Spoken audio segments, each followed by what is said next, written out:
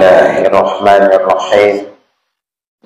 Assalamualaikum warahmatullahi wabarakatuh.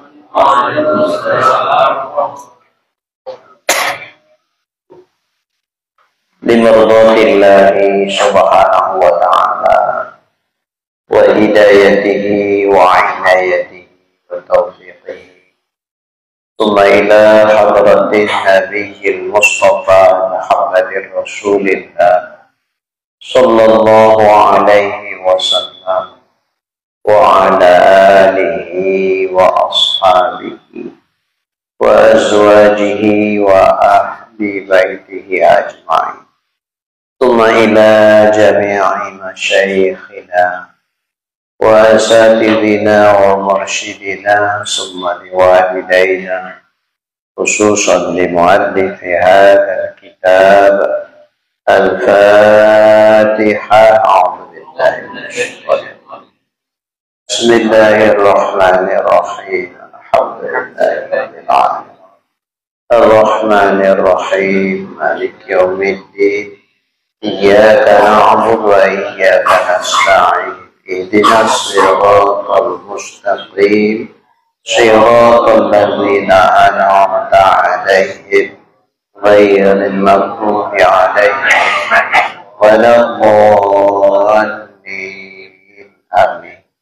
الحمد لله رب العالمين والصلاة والسلام على أشرف الأنبياء والمرسلين وعلى آله وصحبه أجمعين. رب اشرح لي صدري ويسر لي أمري واحلل عقدة من لساني يفقهوا قولي.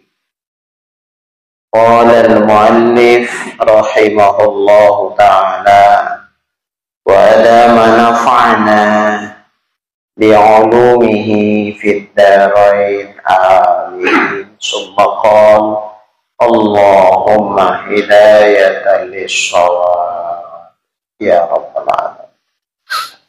Dan di antara lafaz yang mewahamkan, waham itu di bawah syak, jahil, waham, syak, zon, yakin. Jahil itu sama sekali tak ada ilmu, tak ada pengetahuan, itu jahil. Maka orang yang tidak punya pengetahuan, tak punya keyakinan. Apa yang nak diyakininya, tak tahu. Waham lebih banyak tak tahunya dari tahunya. Jadi sikit percaya terhadap sesuatu karena sikit pengetahuannya terhadap sesuatu, sikit percaya, banyak tak percaya. Tua, duga-duga saja, duga-duga.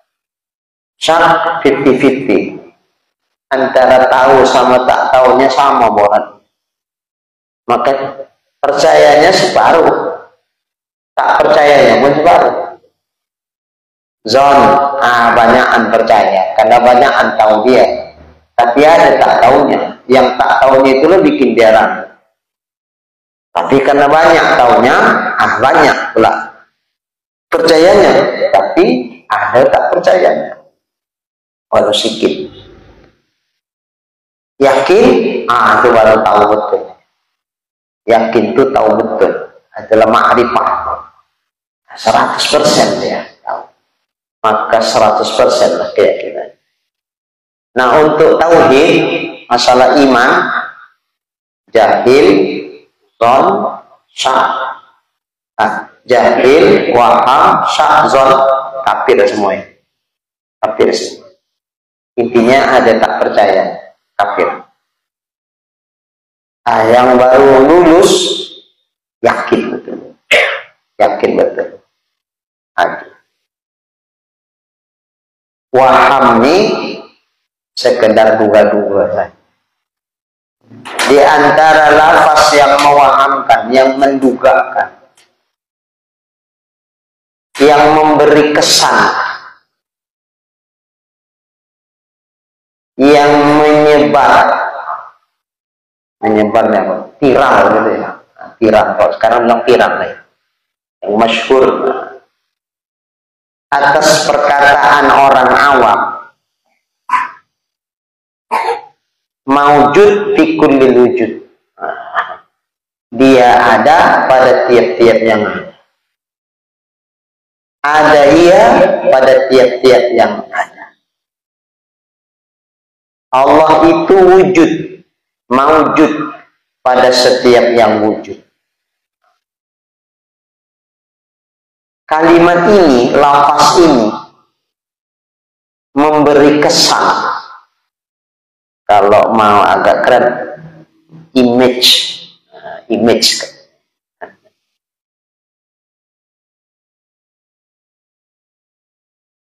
Yang ada isyarat kepada wahdatul wujud. Jadi kalimat orang awam nih, perkataan orang awam yang mengatakan bahwa maujudun, Allahu maujudun fi kullil wujud, Allah itu maujud, Allah itu ada pada setiap yang ada. Nah, ini image-nya, kesannya, memberi isyarat dia kepada wahdatul wujud, wujud yang satu. Tetapi itu tertegak. Tapi image ini, waham ini tertegak, tertolak, karena mewahamkan dia akan hulul. Pemahaman ini, dugaan ini pun ditegak karena dia mewahamkan, memberikan kesan kepada hulul. Apa itu hulul? Menyatunya Allah kepada yang mau. Inilah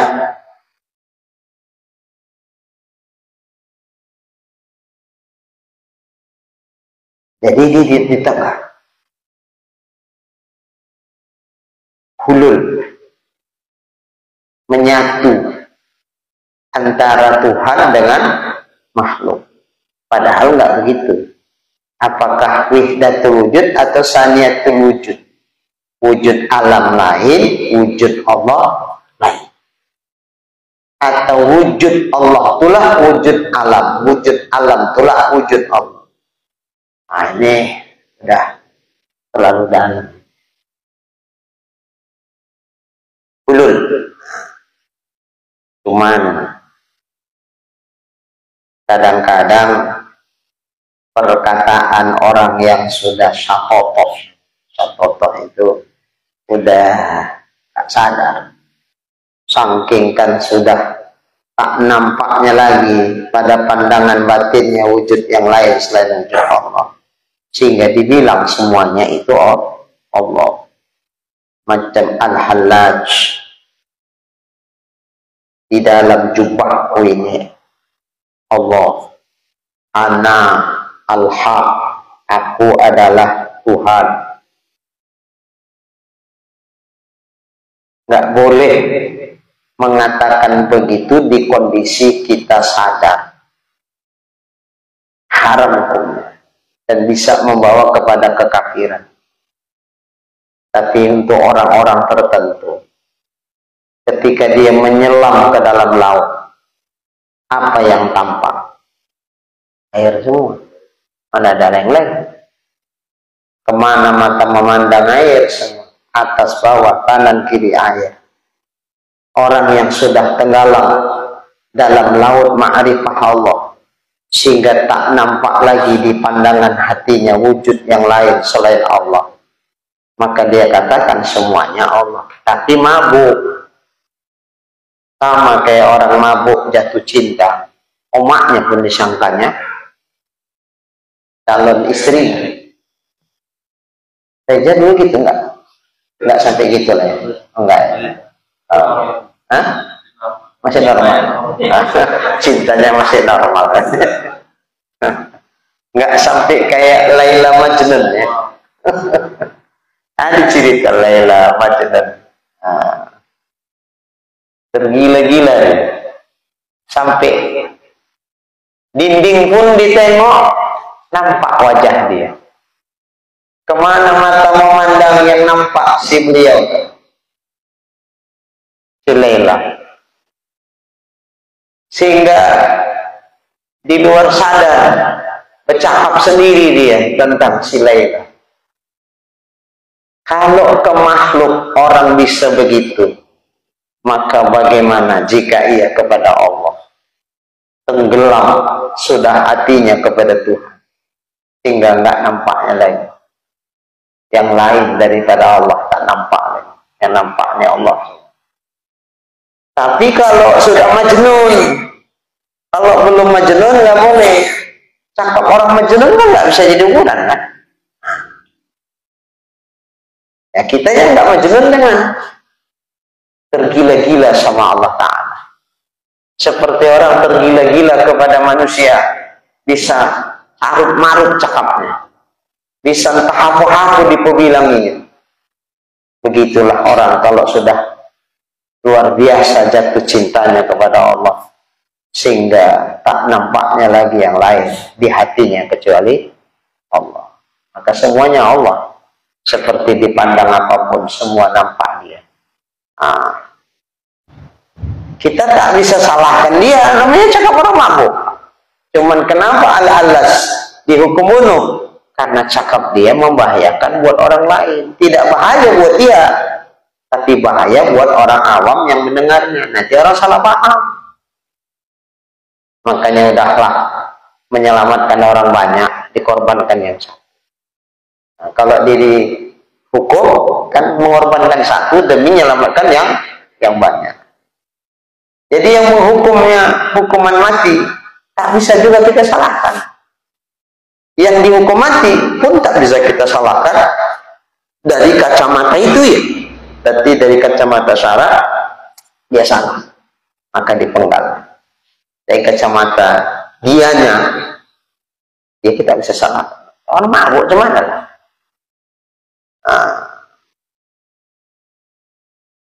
Jadi wihdatul wujud itu memberi kesan wujud satu, wujud yang satu. Tak ada wujud lain. Jadi boleh la maujud illallah, boleh dibilang di kondisi mabuk.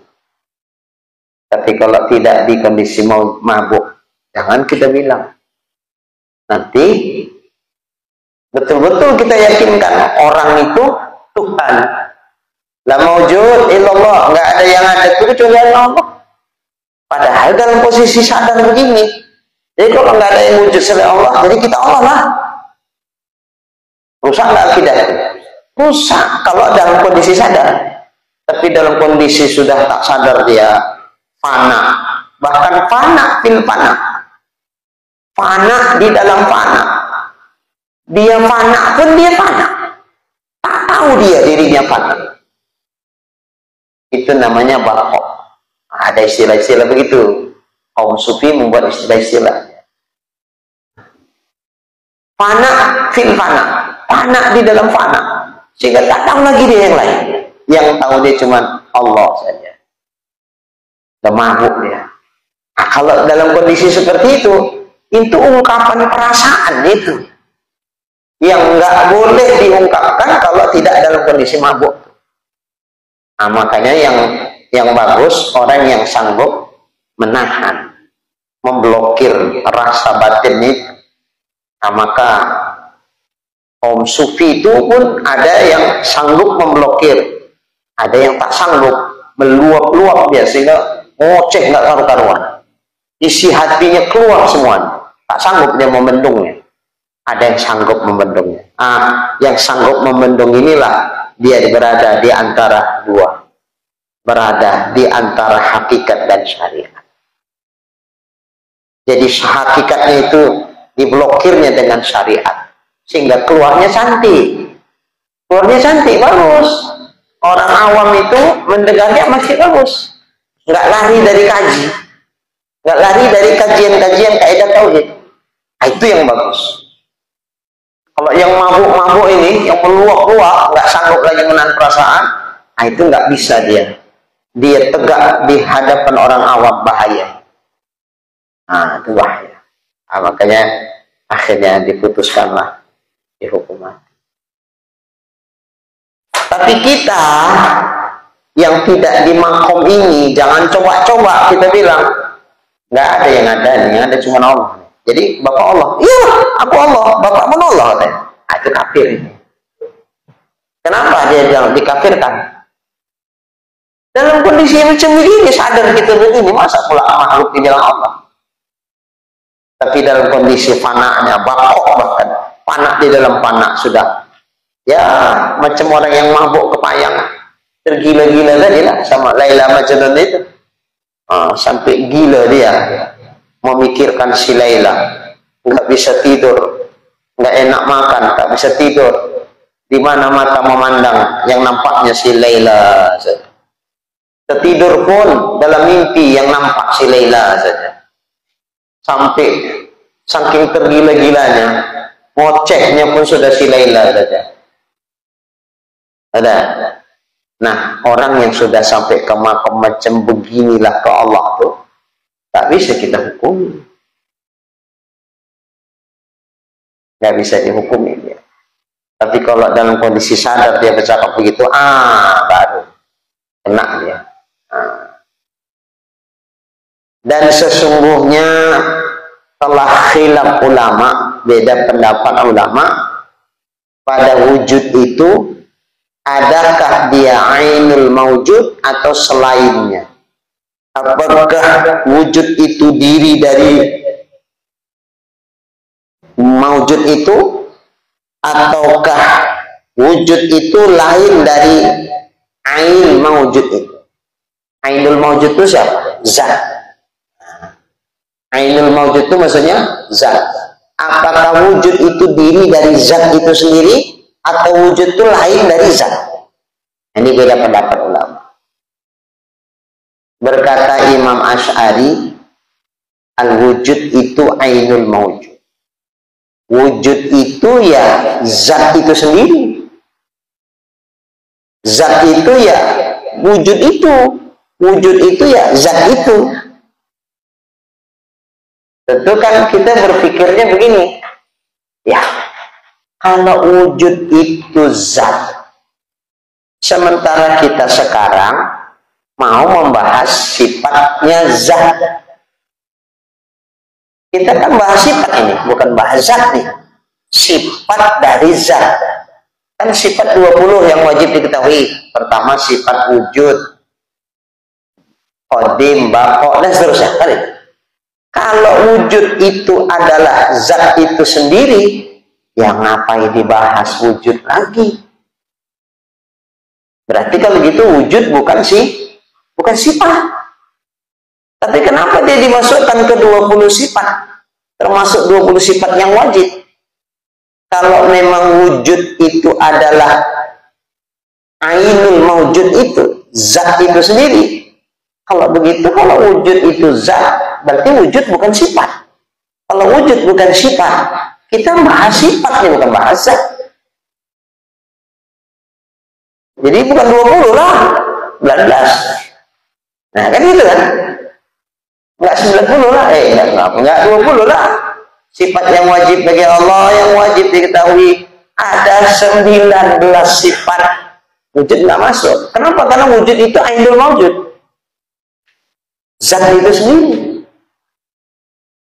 Nah ternyata atas ucapan Imam Asy'ari, ini kan Imam Asy'ari pendiri Ahlus Sunnah wal Jamaah ini. Dari ucapan Imam Asy'ari ini, ulama belakangan pun berbeda paham pula memahami cakap Imam Asy'ari ini. Dan khilaf ulama, beda pendapat pula ulama pada memahami maksud ibarat Imam Asy'ari itu.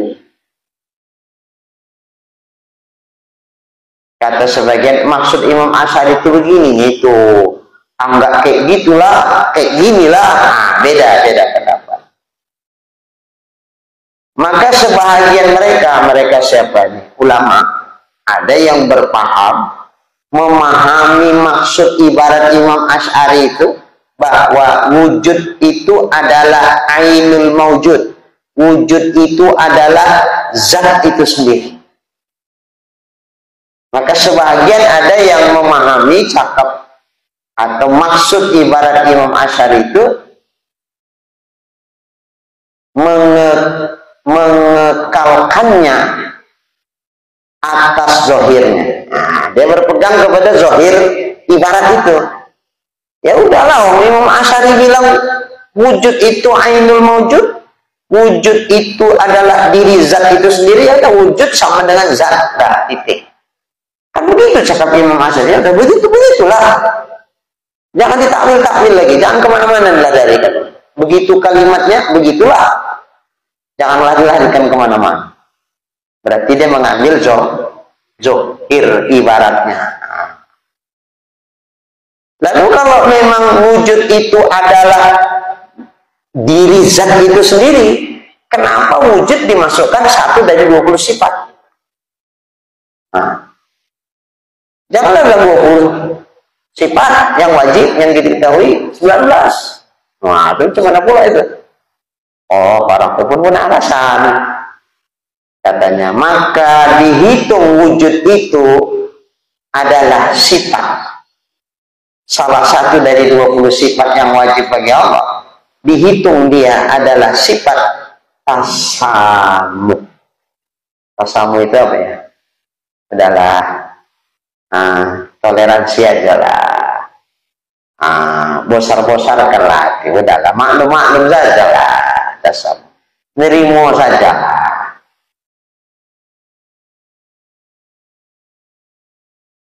Jadi wujud itu sebetulnya zat, tapi kalau wujud dibilang sifat, udahlah, oke aja lah. Kenapa? Karena jatuh dia sifat pada semata-mata lafaz saja. Kenapa kita tasamuh? Kita bisa menerima bahwa wujud itu disebut sifat. Karena jatuh dia sifat. Nah, kenapa dia dimasukkan kategori sifat itu wujud? Itu pada semata-mata lafaz saja. Memandang kepada lafaz saja, bukan kepada hakikatnya. Bukan. Bandingannya ada. Bikin perbandingan gitu. Supaya gampang nerima gitu kan. Bikin perbandingan. Seperti dikatakan Allah maujud. Allah itu maujud. Nah, ucapan kata Allah itu maujud. Kata-kata maujud itu kan sekedar lafaz semata-mata, bukan berarti menunjukkan dia itu sifat. Sekedar ucapan saja. Enak membilangkannya. Allah ada. Sementara kata ada atau kata maujud atau kata wujud itu sebetulnya bukan sifat, tapi disebutkan juga dia dalam lafaz, dalam ucapan, sekedar semata-mata ucapan saja, bukan hakikatnya dia adalah sifat. Kenapa? Karena wujud itu adalah zat itu sendiri. Nah, jadi ini sekedar untuk ucapan saja, bukan untuk menyatakan bahwa dia adalah sifat. Allah itu maujud, Allah itu ada. Ada itu apa? Ada itu diri zat itu sendiri. Tapi kenapa kok dia bilang ada? Sekedar diucapkan saja. Itu kata yang menyebutkan bahwa ibarat Imam Asy'ari bahwa wujud ainul maujud, wujud adalah diri zat itu sendiri, itu memandang kepada zohir lafaznya saja. Berarti wujud bukan sifat, bukan. Kalau bukan sifat, kenapa dimasukkan dia dalam sifat 20? Tasamuh. Kenapa tasamuh? Karena dia disebut sifat itu sekedar semata-mata melafazkannya saja. Bukan dia hakikatnya adalah sifat lain daripada zat, bukan. Jadi kalau sifat kan lain sifat, lain zat. Apakah sifat itu lain dari zat? Lain dari zat itulah sifat. Kalau wujud itu adalah diri zat itu sendiri, berarti kan dia bukan lain dari zat. Berarti bukan sifat lah. Kalau wujud itu adalah diri zat itu sendiri, berarti wujud itu bukan lain dari zat. Kalau bukan lain dari zat, berarti dia adalah zat. Kalau dia zat, berarti dia bukan sifat. Zat dan sifat itu dua hal yang berbeda. Kalau dia bukan sifat, lah kok dimasukkan 20 sifat? Tasamuh. Ini disebut dia kata sifat untuk sebatas semata-mata melafazkan saja. Seperti ada orang bercakap, Allahu mawjudun, Allah itu ada. Nah, gitu. Sekedar dalam ucapan saja, bukan berarti Allah zat, wujud, sifat, bukan. Bukan, sekedar dalam ucapan saja. Maka dia dihitung sebagai sifat itu tasamuh. Itu kata sebagian ulama. Dan kata sebagian ulama yang lain pula, maksud ibarat Imam Asy'ari, wujud ainul maujud. Wujud itu adalah diri dari yang maujud. Diri yang maujud itu siapa? Zat. Oh, berarti wujud itu adalah zat. Wujud sama dengan zat, ya. Itu zahirnya begitu.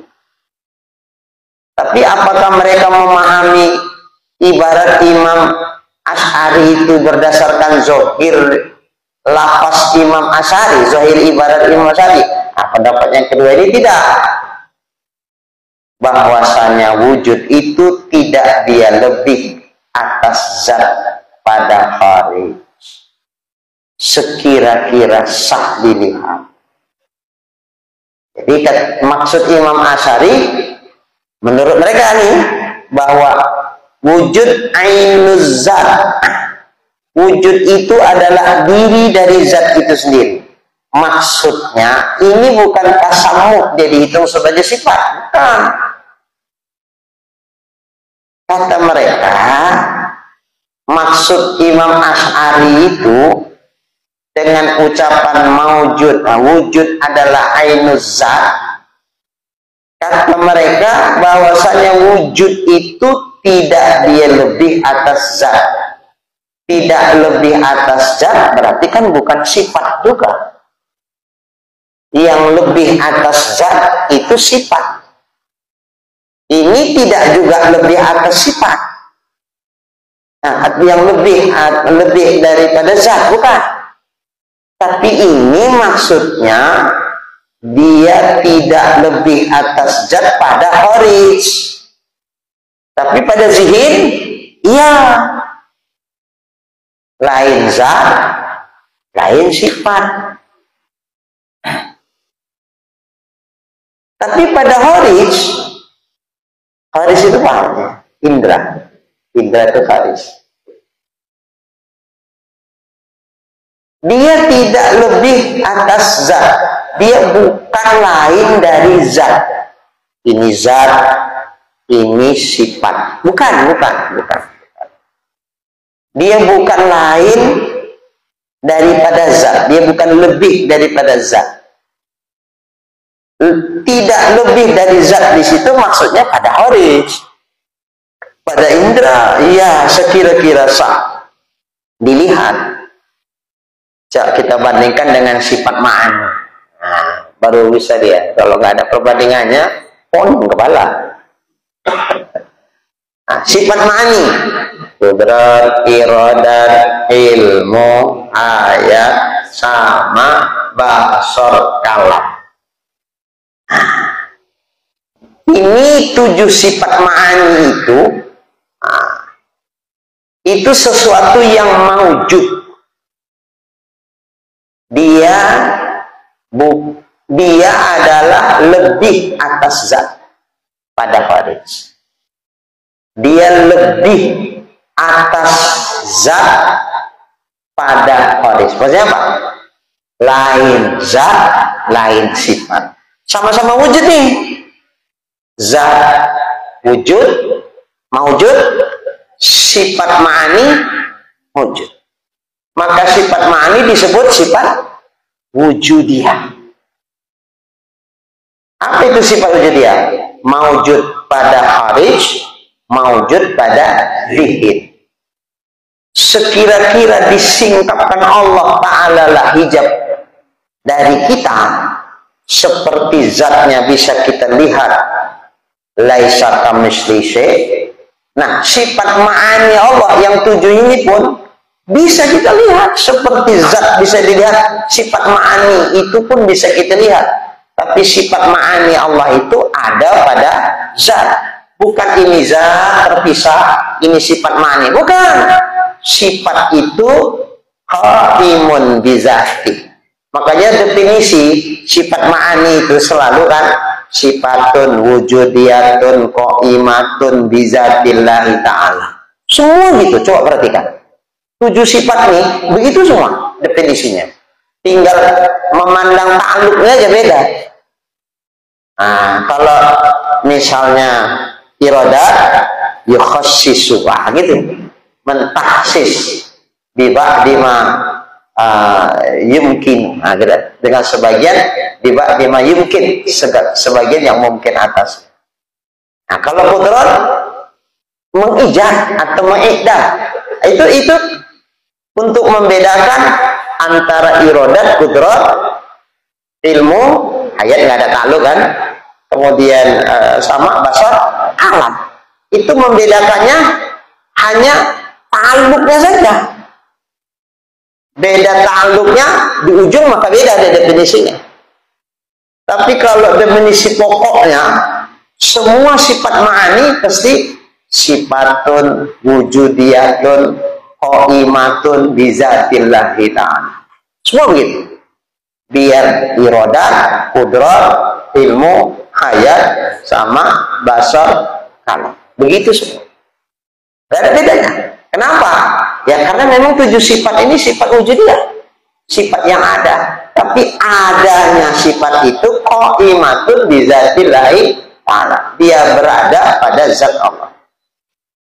Seperti zat Allah laisa kamitslihi syai'. Saat dibukakan hijab pun nanti, kita pun tak bisa membilangkan, oh kayak gini Tuhan rupanya. Enggak.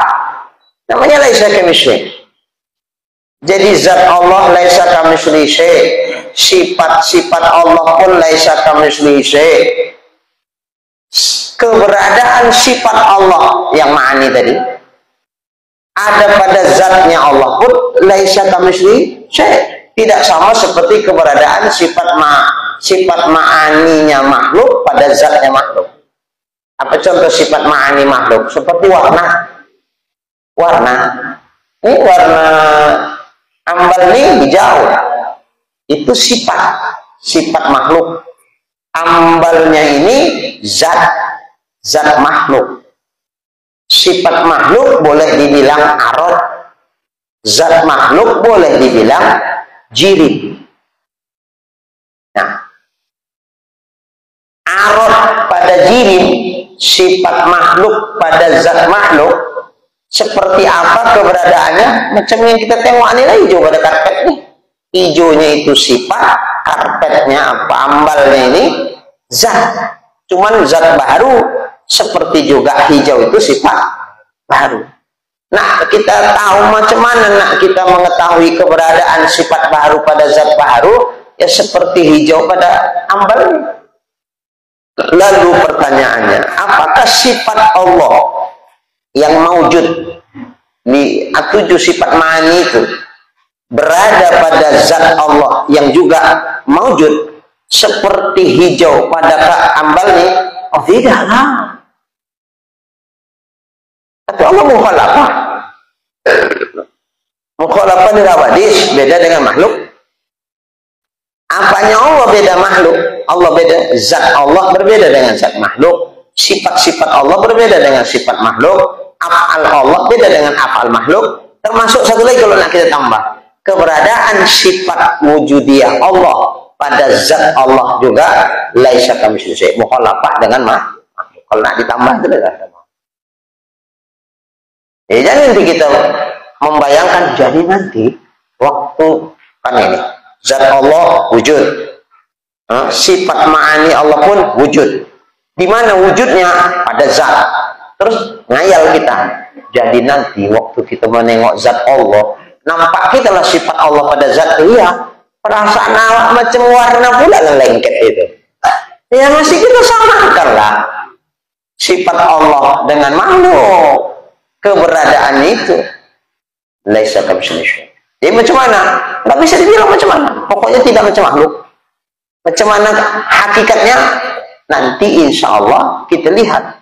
Yang kita lihat itu pun singkapan aja itu. Singkapannya itu beda-beda. Singkapannya beda-beda. Seiring kelas iman, kelas kesolehan, beda-beda. Nah, jadi intinya jangan kita menyamakan Allah dengan makhluk. Zat Allah beda dengan zat makhluk. Sifat-sifat Allah yang wujudiyah, sifat ma'ani tadi, itu juga beda dengan sifat ma'aninya makhluk. Nah, seperti kita kan punya sifat basar. Apakah sifat basar kita sama dengan sifat basar Allah? Kita punya sifat sama.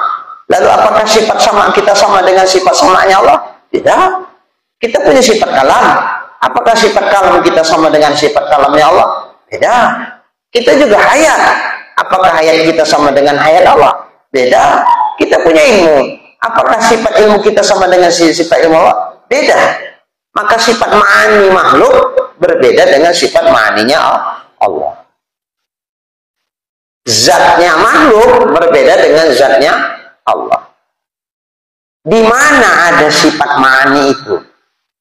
Kalau kita ya pada zat kita lah. Kalau Allah, ya sifat ma'ani Allah ada pada zat Allah. Lalu apakah sifat ma'ani Allah berada pada zat Allah seperti sifat ma'ani kita berada pada zat kita? Beda. Beda. Kita bersifat kalam, cakap. Apakah cakap kita sama cakap Allah? Keberadaan cakap kita sama cakap Allah sama? Enggak. Nah, segitu. Jadi jangan nanti kita di dunia ini udah ngayal-ngayal, tertasawur, tergambar dalam pikiran kita. Jadi nanti ketika disingkapkan Allah hijab di surga, nampak kita lah wujud Allah. Ya. Nampak kita lah sifat ma'ani Allah itu. Iya. Kemudian sifat itu kan berada pada zat. Iya. Berarti menyatu lah ya. Kayak gini. Ini sifat sama dia. Memang kita samakan sifat makhluk. Keberadaan sifat makhluk pada zat makhluk seperti sifat Allah. Keberadaannya pada zat Allah. Kalau masih begitulah kita memahaminya, tasawur kita tergambar dalam pikiran kita begitu, berarti kita masih menyamakan keberadaan sifat Allah pada zatnya seperti keberadaan sifat makhluk pada zat makhluk.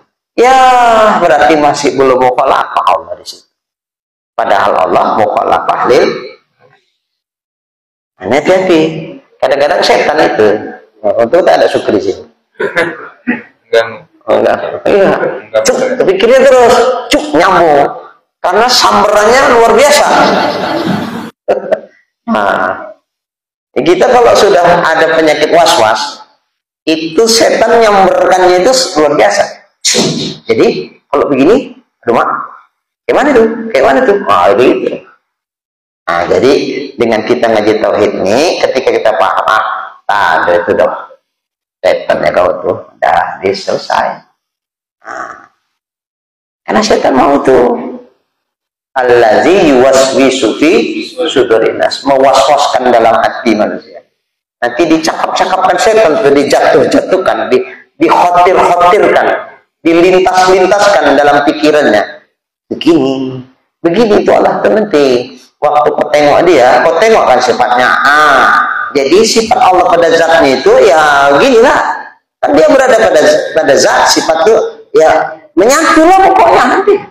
Udah salah lagi. Jadi cuma kita tengok sifat Allah pada zatnya. Laisa kamitslihi syai', bis titik. Tunggu aja tanggal mainnya. Saya pikirkan sekarang. Kalau kita pikirkan sekarang, ngayal nanti kita. Maka supaya jangan ngayal, dikunci rapat-rapat. Apa kuncinya? Laisa kamitslihi syai', itu kunci. Mukhalafah lil hawadis, itu kunci betul. Makanya ini mukhalafah lil hawadis itu sifat apa itu? Sifat salbiyah. Kan salbiyah, menolak yang tak layak. Kenapa ulama membahas 20 sifat yang wajib bagi Allah? Didulukannya sifat salbiyah dari ma'ani. Bukan tak punya maksud itu. Sifat salbiyah ini ngunci-ngunci. Karena sifat ma'ani pada Allah, sifat ma'aninya Allah, kita juga makhluk punya sifat ma'ani. Jadi kalau udah dikunci di sini, tak terpikir kita ma'aninya Allah itu sama kayak ma'ani. Atau ma'aninya kita sama kayak ma'ani Allah. Dikunci. Dikunci dengan apa? Mukhalafah lil hawadis. Jadi nanti ketika membahas sifat iradat, tak tertasawur lagi. Umpama setan melintaskannya pun kita insya Allah dengan izin Allah mudah menepis. Bahwa iradat Allah mukhalafah dengan iradat makhluk. Bahwa kudrat Allah mukhalafah dengan kudrat makhluk. Bahwa ilmu Allah beda dengan ilmu makhluk. Bahwa hayat Allah beda dengan hayat makhluk. Begitupun sama basar dan alam. Jadi dikunci, salbiyah ini mengunci-ngunci. Nah, jadi terutama sifat kalam. Allah bersifat kalam. Kita menerjemahkannya Allah berkata-kata. Nah, bahasa berkata-kata ini yang mudah cepat cus nyambung kepikiran orang, bercakap-cakap. Kan bercakap-cakap itu berkata. Sampai saya dapat share-sharean di WA group. WA group. Apa kata di situ? Andai kita bisa memahami, oh ternyata bacaan sholat yang kita baca itu adalah dialognya antara Allah dan Nabi Muhammad. Andai kita paham ini, betapa syahdunya kita membacanya. Nah, hati-hati itu. Hati-hati itu. Kemana isi pikiran dia. Rupanya, kita baru dengar itu. Ini dengar ceramah Ustadz Isra Mi'raj ini.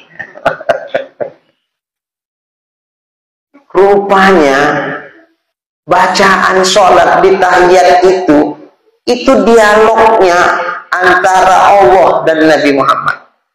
Begitu Nabi Muhammad berjumpa dengan Allah, Nabi pun mengatakan kepada Allah, At-tahiyyatul mubarakatus sholawatut thayyibatu lillah. Lalu disambut Allah lah. Allah pun menyambutnya dengan kata-kata macam pantun bersambut lah pokoknya. Assalamu alayka ayyuhan nabiyyu wa rahmatullahi wa barakatuh. Lalu disambut Nabi lagi. Assalamu alayna wa ala ibadillahi sholihin. Kalau dibayangkan di kepala dia, ini dialog antara Allah dan Nabi Muhammad. Berarti dia kan memahami Allah itu bercakap, berkata-kata macam yang Assalamu alayka. Macam sama cakap kita. Cuman sementara sifat kalam Allah tidak berhuruf, tidak bersuara. Nah, dia nggak ngaji tauhid. Hati-hati itu. Makanya kalau ustaz-ustaz berceramah tentang membahas Isra dan Mi'raj, terutama membahas saat Nabi sampai lewat langit ketujuh, Mi'raj itu ya, ke Sidratul Muntaha, ke Mustawa, ke Rafraf, sampailah ke Hadiratul Qudus. Disitulah dimana Jibril mengatakan, anta wa rabbuk, ya Muhammad, hanya kau dan Tuhanmu. Aku nggak bisa menemani kau lagi. Selangkah aku maju terbakar tubuh. Akhirnya Nabi pun maju. Nah ini maunya kalau menceritakan, nggak apa-apa, ceritakan. Tapi nanti dikunci. Memang kisahnya begitu, kan boleh diceritakan. Tapi jangan diceritakan itu aja. Nanti asumsi orang, pemikiran orang membayangkan zohir yang diceramahkan Ustaz. Habis dengar ceramah Isra Mi'raj, pulang bekakiran orang. Elok tau saya dengar. Elok tau saya dengar. Yang tadinya tak terpikir kayak gitu, tiba-tiba begitu dengar, gitu. Tuhan nunggu di tempat itu, kan gitu. Nabi Muhammad pun datang. Habis itu nampak Nabi lah, kan itu. Disingkapkan Allah kan, nampaklah Allah Ta'ala di situ berhadap-hadapan. Kemudian bercakaplah Nabi, at-tahiyatul mubarakatuh. Itu dijawab Tuhan, assalamualaikum. Kalau beginilah di kepala orang, sebagaimana zohir yang disampaikan si Ustadz tadi, tidak pakai dibingkai tauhid, bertanggalan iman orang awam. Kalau awak yang udah ngaji, udahlah. Yang nggak mengaji, begitulah dengan itu tadi maka di WA guru. Andai kita tahu, dahsyat betul itu. Rupanya itu dialog Allah dan Nabi. Begitulah isi WA. Dialog itu kan cakap-cakap, kata-kata. Dari Tuhan pun bercakap kayak Allah bercakap. Kalau yang dimaksud melihat Allah itu melihat dalam artian Allah berada di tempat itu, berarti berhadap-hadapan. Allah itu bertempat, Allah berarah, Allah itu berjarak. Berapa dekat jarak Nabi sama Tuhan waktu jumpa itu? Ada jaraknya, ada arahnya, ada tempatnya. Sementara arah, jarak, tempat itu mustahil bagi Allah Subhanahu wa Ta'ala. Karena itu masih sifat-sifat ciri-ciri makhluk. Mustahil Allah bersifat dengan sifat-sifat makhluk. Nah, maunya sekilas tahu sampai dalam-dalam kali poning kepala jamaah, tidurnya lagi kalau ngaji tauhid di ceramah Isra Mi'raj kan. Sekedar untuk jangan salah paham aja lah gitu. Itu perlu dibingkai dia. Sampaikan, tapi Pak, Bu, jangan dikira begini ya. Karena Allah tuh tidak begini, begini. Agak disenggol-senggol sedikit. Jadi jangan diyakinkan nanti jumpa Allah sama Nabi Muhammad macam kita berjumpa begini terus tengok-tengokan. Jangan begitu. Zohir ceritanya begitu. Kalau orang awam memahaminya. Tapi kalau dibingkai dengan kajian tauhid, maka lepas dia. Tasawur dia yang khata, yang salah tuh sirna. Enggak gitu rupanya maksud.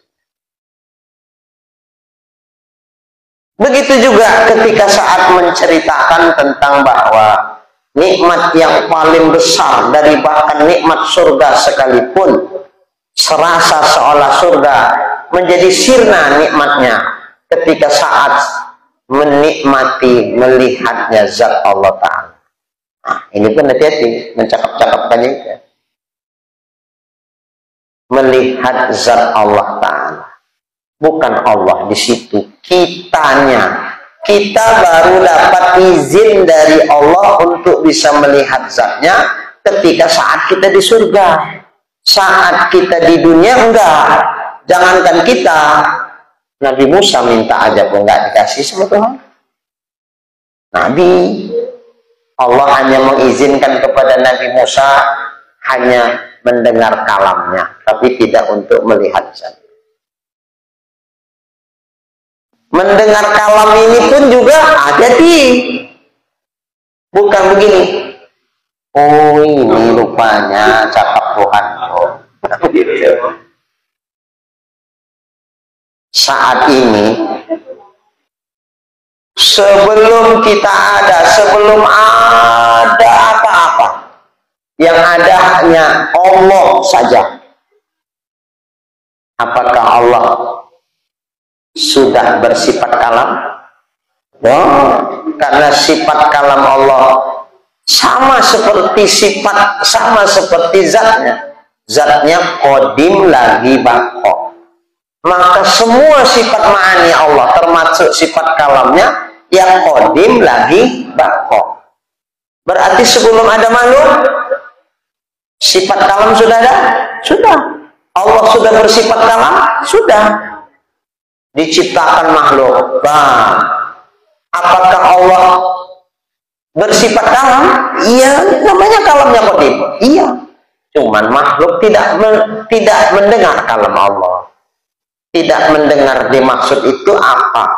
Ditutup Allah hijab untuk bisa mendengar kalam Allah. Kepada Nabi Musa diizinkan Allah ketika saat dia munajat di Bukit Tursina, di situ disingkapkan Allah dengan jangka waktu tertentu, disingkapkan Allah lah sifat kalam Allah itu pada Nabi Musa. Sehingga didengar Nabi Musa. Apakah berarti Nabi Musa itu berdialog sama Tuhan begitu? Allah gini, ya Allah begitu. Didengar Nabi Musa sifat kalam Allah. Begitu disingkapkan hijab dosa, terdengarlah sifat kalam Allah pada Nabi Musa, oleh Nabi Musa. Sebelum disingkapkan, apakah Allah sudah bersifat kalam? Sudah. Cuman tidak didengar. Saat disingkapkan Allah hijab dari Nabi Musa, terdengar Nabi Musa. Bukan dari situ Allah berkata-kata, ya bukan. Sebelum itu pun Allah sudah bersifat kalam, berkata-kata. Cuma tidak terdengar. Ketika dibukakan hijab oleh Allah Ta'ala kepada Nabi Musa, sama dengan Nabi Musa. Kita nggak dengar, Nabi Musa dengar. Nabi Harun waktu itu nggak dengar. Umat Nabi Musa, Bani Israel, nggak dengar. Yang dengar hanya Nabi Musa saja. Kenapa begitu? Karena hanya kepada Nabi Musa saja singkapan itu dibukakan. Durasi waktu tertentu, tutup Allah balik. Serem, tak terdengar lagi. Tidak terdengar oleh Nabi Musa. Apakah berarti Allah berhenti bersifat kalam? Tidak terus. Kalamnya bakal kan, kekal. Nah, gitu memahami.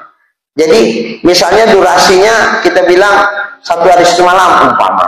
Sebatas 1 hari 1 malam itu adalah yang terdengar oleh Nabi Musa kalam Allah tuh. Yang laisa kamitslihi. Turunlah Nabi Musa dari Bukit Tursina, begitu mendengar kalam makhluk. Aduh, sakit telinganya. Ditutup nanti. Nggak enak pas dia mendengarkan kalam makhluk. Setelah mendengar kalam Allah yang penuh dengan lazat dan seterusnya. Nikmat betul. Gitu juga kita kalau udah sampai ke surga, nengok dunia ini selera lagi Pak Bayi. Tapi sama istri tetap selera. Iya, karena istri di sana jadi bidadari. Nah. Tapi kalau menengok istri yang sekarang kita udah masuk surga, nggak selera Pak Bayi. Karena istri awak masih macam mana istri yang di dunia. Tapi di sana kan istri di rumah Allah. Bahkan lebih cantik jadi bidadari surga. Jadi nggak selera lagi. Pak Bayu mobilnya apa Pak? Mobil Avanza. Masa sih? Avanza tapi tahun baru ya. Nah, kalau saya kan Avanza tahun lama. Jadi kalau udah dapat kendaraan surga, neng Avanza juga selera. Iya, tak selera. Nggak nikmat tuh lagi. Alah, tak usah yang surga lah, yang dunia ini saja. Oma-oma belanja, beli baju, begitu masuk ke pajak, pandangan pertama udah jatuh cinta sama baju ini. mendokat lah. Bu, silakan Bu, silakan Bu, dipilih. Yang mana Bu mau Bu? Nah, ini gitu kalau orang jualan. Yang mana Bu? Silakan Bu, di mana? Ini, yang ini Bu, cantik Bu. Ini. Oh tengok, iya betul, cantik. Tapi cukup nggak duit? Ada orang masalah. Nah coba nanya lah tuh dia. Berapa nih harganya? Gini aja lah ya Bu. Ini karena memang barang bagus. Kita nawarkannya nggak tinggi-tinggi. Kalaupun nanti Bu menawar, jangan bawa-bawa kali ya Bu. Dan nawarkannya nggak berani tinggi-tinggi, nanti lari orang. Tapi memang ini karena barang bagus, ya tinggi harganya. Maka Ibu nanti menawarnya, jangan jatuh-jatuh kali ke bawah. Ini harga betulnya aja lah ya sama Ibu. Wah, gitulah gaya-gaya pedagang nih kan. Harga botolnya. Jadi harga betulnya sama Ibu, ini 3,5 juta. Oh, satu baju 3,5 juta. Aku bawa duit baru 1,5 juta. Alah ya Allah. Tawarlah Bu. Lemas ya. Aku nggak berani nawarnya. Duitnya nggak cukup. Alah Ibu ini nggak apa-apa lah Bu. Berapa Ibu berani? Tapi nggak bawa kali ya. Ya lain kali aja lah ketawa.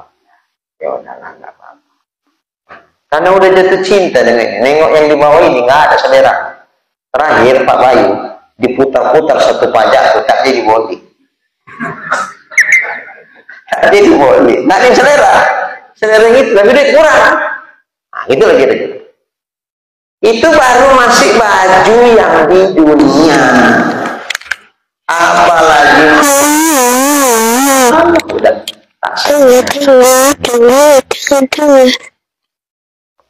makanya kita nanti sebelum ke surga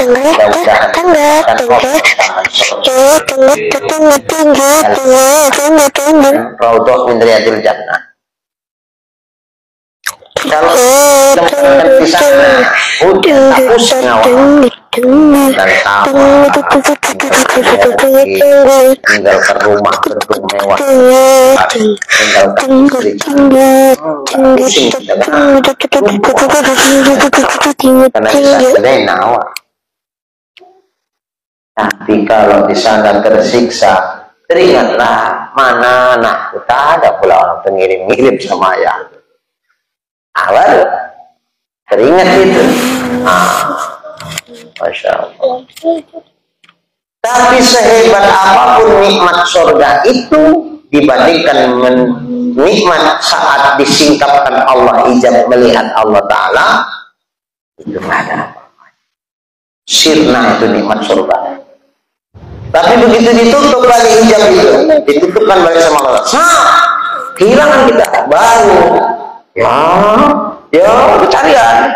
Nah, untuk mengisi kegalauan saat ditutup hijab itu dikasih balik nikmat surga. Makanya beda-beda melihat zat Allah itu pun beda-beda, jangka waktunya, lamanya dan seterusnya beda. Seiring kualitas iman dan amal seseorang juga beda-beda. Oh, itu balasan daripada amal. Nah, jadi seperti nanti disingkapkan Allah. Allah sudah wujud. Bukan berarti Allah tak ada, tak wujud, terus saat kita lihat baru wujud. Sebelum itu Allah nggak wujud. Nggak gitu. Allah sudah wujud. Wujud Allah Ta'ala kan kidam lagi bako. Keberadaan Allah itu ada, tak berawal. Allah itu ada, tak berakhir. Jadi senantiasa Allah ada, tak berbatas awal, tak berbatas akhir. Kidam lagi bako.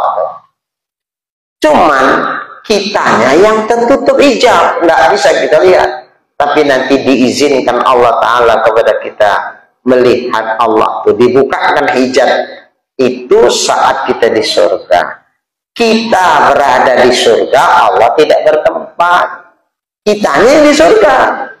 Seperti itulah kita memahami Nabi Muhammadnya di situ, Allahnya tak di situ. Cuman Allah izinkan kepada Nabi Muhammad untuk bisa disingkapkan hijab itu, diizinkan setelah Nabi Muhammad berada di situ. Makanya Allah dan Nabi Muhammad tidak berjarak. Allah dan Nabi Muhammad tidak berarah. Karena Allah tidak bertempat. Yang tak bertempat, bagaimana bisa kita katakan dia di depankan, di kananku, di kiriku, di atasku, di belakangku? Macam mana kita bisa mengatakan arah sementara dia tidak punya arah?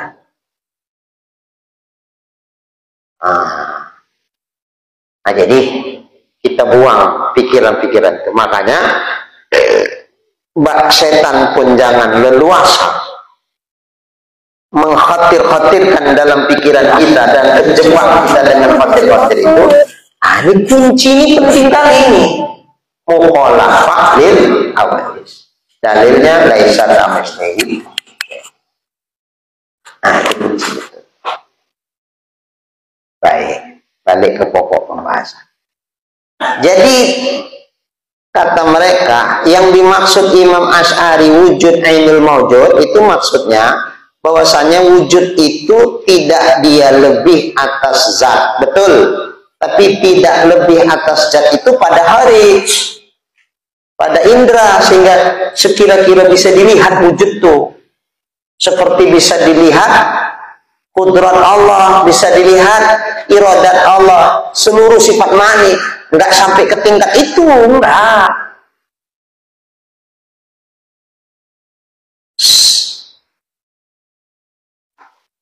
Dan maka menghitung wujud itu adalah sifat, adalah tasammu, menurut mereka itu tidak tepat.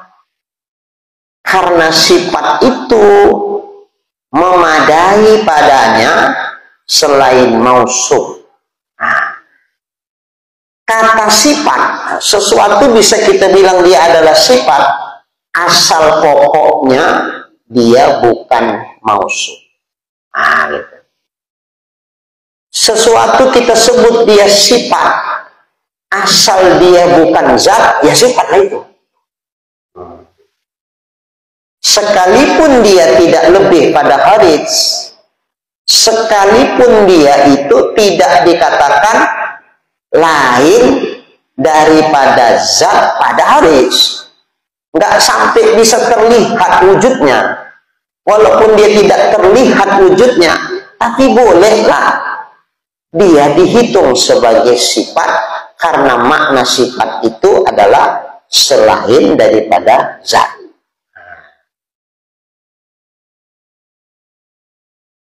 Agak tinggi puasanya, memoningkan kepala. Dia bikin bandingnya apa? Sebagaimana sifat salbiah. Sifat salbiah itu dihitung sifat nggak? Iya. Apakah sifat salbiah itu maujud? Tidak. Sifat salbiah itu sifat adamiyah, sifat ma'dum. Apakah ada hakikat sifat salbiah itu pada zat? Enggak ada. Kidam. Apakah kidam itu sifat wujudiyah? Sifat yang mewujud pada kharij. Sehingga ketika disingkapkan Allah hijab dari kita, apakah kita lihat sifat salbiah Allah, sifat kidam bako, mukhalafah lil hawadis, qiyamu bi nafsi wadaniyah itu? Terlihat? Enggak. Orang dia hakikatnya sifat adamiyah. Enggak ada. Hakikat sifat itu tidak mewujud pada zat. Dia hanya dihitung sebagai sifat, bukan karena dia mewujud pada zat. Sekira-kira nanti pada hari kiamat bisa kita lihat, enggak. Dia dihitung sebagai sifat, memandang karena dia salbu mala yadiku billahi azza wa jalla, karena dia menolak apa yang enggak layak bagi Allah, karena dia berfungsi untuk menolak apa-apa yang enggak layak bagi Allah, maka dihitunglah dia disebut sifat, karena dia bukan zat. Walaupun tak sampai dia maujud pada harij, sekira-kira nanti bisa terlihat. Enggak.